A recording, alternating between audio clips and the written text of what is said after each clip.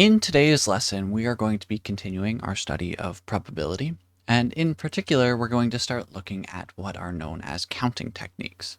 So in the last lesson, we saw that when we're going to assume that all events in a sample space are equally likely, that we can get probabilities or numerical values for probabilities by counting up the number of ways that events can happen. Right, and so in order to do this, we're going to need what are known as counting techniques, and so that's what today's lesson is going to focus on. And so I'll just point out from the beginning that counting as a problem seems initially to be fairly straightforward, but this is going to be one of those sticking points in this course for sure.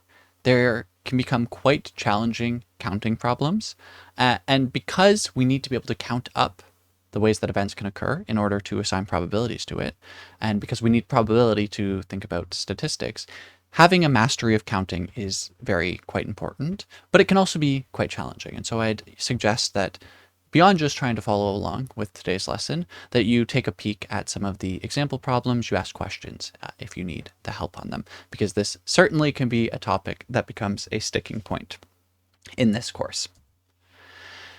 From today's perspective, our objectives are to understand what's known as the product rule for counting. We want to understand combinations and when we need to use them, and we want to understand permutations and when to use them. And so those are sort of our three basic building blocks of counting. And to begin and maybe start to illustrate why this is such a challenging topic area, I want to think about Sudoku, right? So I'm sure you've all seen the game played before, but basically you have 9 different 3x3 grids. And the goal of the game is to fill in the digits 1 through 9 such that you never repeat a digit in a column, you never repeat a digit in a row, and you never repeat a digit in any of the 3x3 boxes. Right? And so because of this, you're sort of thinking about placing any of the digits 1 through 9 into each of these squares, right? And you could start to ask questions about how many different ways are there of filling out one of these grids, right? And depending on what restrictions you're going to put in, the problem becomes easier or harder, right? Because if you can just put the digits 1 through 9 in any of these squares, right? Well, then there's going to be 9 possibilities for every digit, and you can multiply through and count up how many different grids there are. But if I start to ask you questions about how many different grids are there that are valid, say that conform to the rules that we've just outlined, that's going to be far fewer. And so you're going to start to need to sort of come up with more creative ways of counting the valid possible permutations of the grid. Right. And perhaps you're going to be looking at something like we have on the right of the screen here, which is already partially filled in, and ask the question, how many ways are there of completing this puzzle, which are valid, right? And because the idea, if you're one of these puzzle setters, is that you want to give someone a puzzle that only has one valid way of solving it, right? And so it becomes this sort of counting dilemma. And while, it can be a fun problem to sit down and think through, and if you think that, I'd encourage you to try and see if you can come up with the right answers here. It's also sort of an illustration that these counting problems can become quite challenging very quickly. And so because of that, we want to sort of investigate some different tools that we might be able to use for these types of problems. To summarize what we were talking about in the last lesson, if we have equally likely outcomes, then we know that the probability that an event A occurs is the number of ways that A can occur divided by the total number of possible outcomes. And so the challenge that we really have in front of us is determining NA, right? How many different ways can A occur? Sometimes it can also be challenging to determine the total number of possibilities N. Sometimes this is a little bit more clear, so it's going to depend on context. We already likely have some intuition about how to do these types of counting problems, right? So we're not actually starting from scratch here. And so to illustrate this, if I tell you that we have K appetizers, L mains, and M desserts, and we want to have a meal that contains an appetizer, a main, and a dessert, how many possible meals are there going to be, right? And we'll assume that, each of these K appetizers is different and each of these L mains is different and so on. And so I think that probably just sort of from your intuition, you know that you can take the K, multiply it by the L, multiply it by the M, and that's going to count up our total number. This is known as the product rule. And it's sort of the most basic counting rule that we have. And so to state it sort of more formally, if we have k different choices, and with each of those k choices, we have nj possible outcomes. So we have n1 outcomes for the first choice and n2 for the second, and so on. And we want to know how many total combinations are there going to be. Then we can take this by the product of n1 through nk, right? So we just multiply through. And that's exactly what we were doing in that case of counting up the different meals that we have. Right? And so I think this is sort of an intuitive rule that you start to learn. And it's, in some sense, the most basic counting rule that we have. There are times where it's a little bit less obvious. And in some of these situations, it might be useful to take a look at the possible outcomes through the use of a tree diagram. And so what's a tree diagram? Well, I've taken this sort of example here, and the idea would be you're trying to pull together an outfit, right? And so you have two different t-shirts, you can wear shorts or pants, and then purple shoes or these brown shoes, right? And so with a tree diagram, the idea is that at each point in the tree, you split off the possible decisions to make at that point, and then you can follow the path to determine what the actual outcome would be, right? And so the first choice is going to be which t-shirt you wear, right? And so then you draw sort of the branching path there.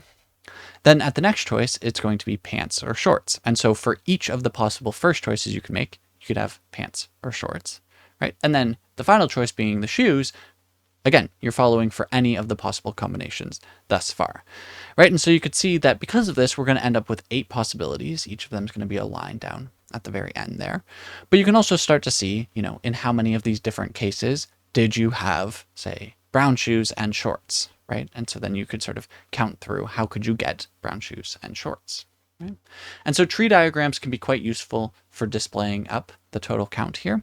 And they're sort of representative of the product rule, right? Because you can see why we have to multiply through. We start with the 2. Each of those, there's going to be 2 different choices for. Each of those, you're going to have 2 different choices, which gets you your 8 sort of possible outcomes. So I'll remind you that if ever you're looking at a difficult counting problem or a difficult probability question that has to do with counting, that turning to a tree diagram is a possible useful way of unsticking that problem. Now, beyond sort of the most basic counting, we will sometimes have sort of more challenging questions to answer. And so we can think about these as being done from what are known as permutations or of combinations, right? And so with permutations, we're looking at the questions of the sorts of what if we wanted to know the number of ways that we could have sorted subsets from 10 students in this class, right? And so the idea is we want to take 10 students and assign them the numbers 1 through 10, right? And there's more than 10 students in our class in total. And so how many different ways are there of doing this? And the important point is that we can't actually do this through the product rule, or at least not as easily, right? It's sort of a more specific type of question. You could get there through the different product rule, but you'd have to do some reasoning with it, right? And it's such a common type of question that we sort of define its own mathematical construct for it. We call these permutations, and you may have seen them before. And a permutation is an ordered set of k objects when there is a total of n, right?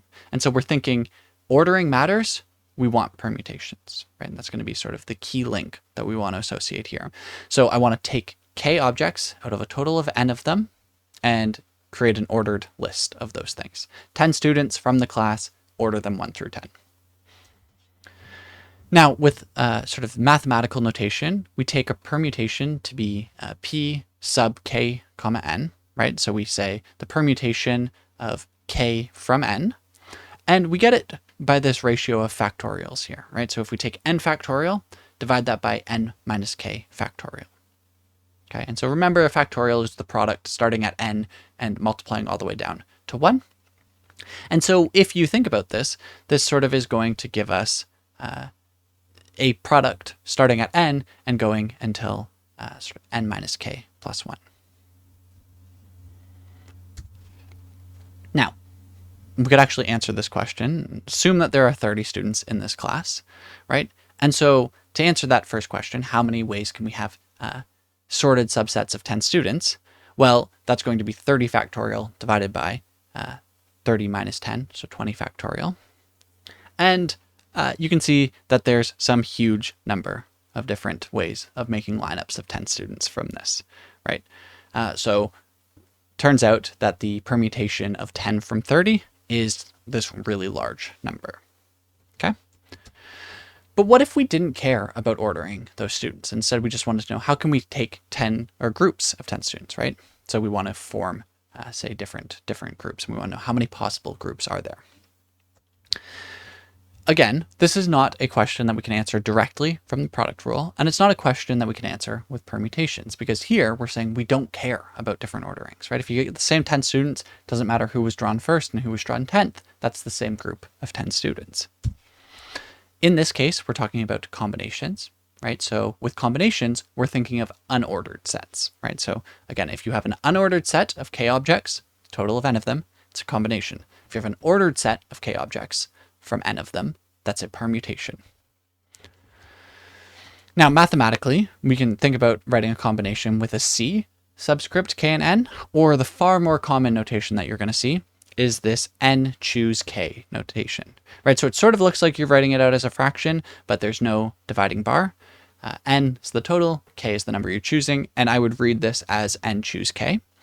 And it's going to be similar to our formula for a permutation, right? So it's n factorial divided by n minus k factorial. But then you're also dividing by k factorial. And that extra k factorial that we're dividing by there, what that's doing is that's removing the differences from the different orderings, right? And so if we wanted to have 30 students in the class and we want to take groups of 10 of them, but we don't care about the ordering, there's way fewer ways of doing this, okay? And so we could get 30 factorial divided by 20 factorial times 10 factorial, and that's going to be just over 30 million different ways of doing that, okay?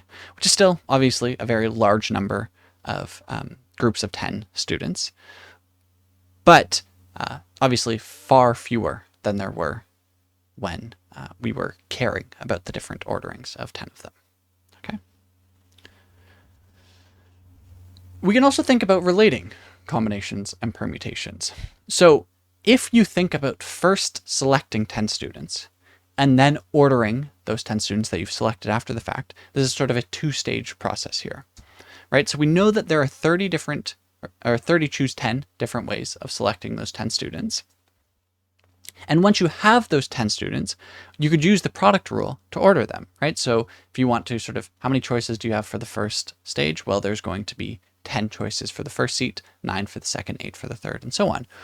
Or you could think about using a permutation in that second case, where n is going to be 10 and you're taking 10 from this, right? So either way, it's sort of the same thought process there.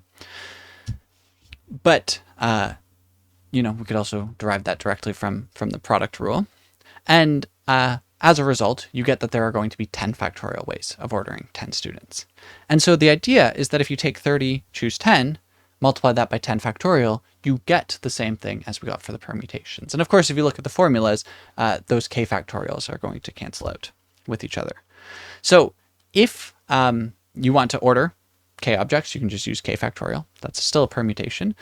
But it's also important to just notice that you can sort of move from a combination to a permutation or vice versa. And I think it's most helpful to think about it in that two-stage selection. You can start everything by selecting where you don't care about the order and then ordering after the fact. So that was sort of the quick rundown of how to do counting problems, right? Sort of our major tools for it. We have our product rule, our permutations, our combinations. And again, I think it's really helpful to start looking at some different counting problems to try to get a handle on these questions a little bit more directly. And so as our overall summary, in order to determine the different probabilities, we need to be able to count up how different events occur. We have sort of the simplest rule, which is the product rule. We also saw that permutations can count ordered sets of objects. Combinations can count unordered sets of objects, and we can relate combinations and permutations to each other by first selecting an unordered set and then ordering it after the fact. And so with these tools, we're going to start to be able to talk about probabilities in somewhat more depth, which is what we'll be doing in the next lesson, and I hope that I see you all there.